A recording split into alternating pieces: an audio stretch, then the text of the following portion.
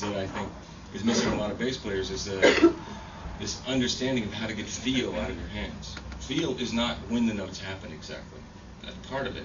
It's more musical and more demanding to get differences in volume.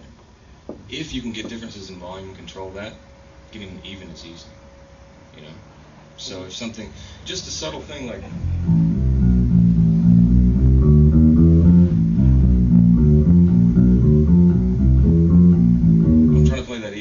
if you listen to now, just a little bit of emphasis on 2 and 4.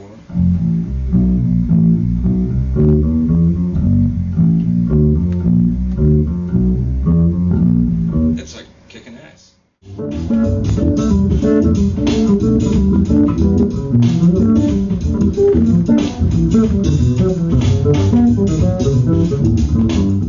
So, upright technique gives you these 2 fingers on a vertical bass, on horizontal bass. 3rd finger is not allowed on the playing field.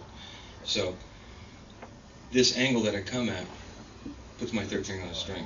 I don't play with a sequence. 1, 2, 3, 3, 2, 1. What it is that this is another luck thing in that the hardest thing to do on bass is to cross strings going up. Up being down geographically. And so the hardest thing to do, being the hardest thing to do on bass, what I lucked into is that my 3rd finger always plays the first note in that direction.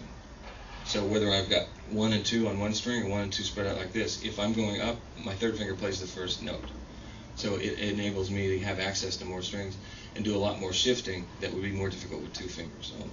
So if I play a chromatic scale, it's 3rd finger is always going to be playing the first note when I shift.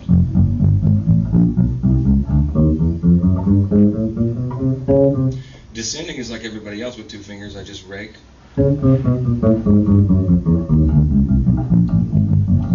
one rule that's always in place is that if I touch a string with my 1st finger, my 3rd finger is in place to play in that direction.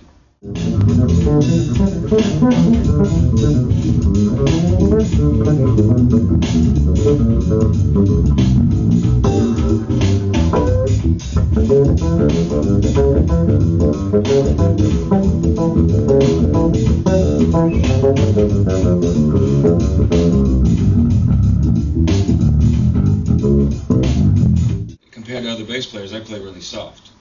What you hear is not soft, but what happens is the reverse of that is that if you turn the amplifier up and play hard, the difference between the attack and where the string wants to vibrate is big. You have the big attack, but immediately, milliseconds later, the string is settled down to where it can comfortably vibrate.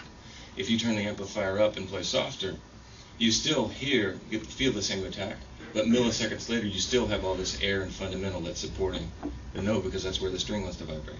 So that's where, to me, that's where tone comes from.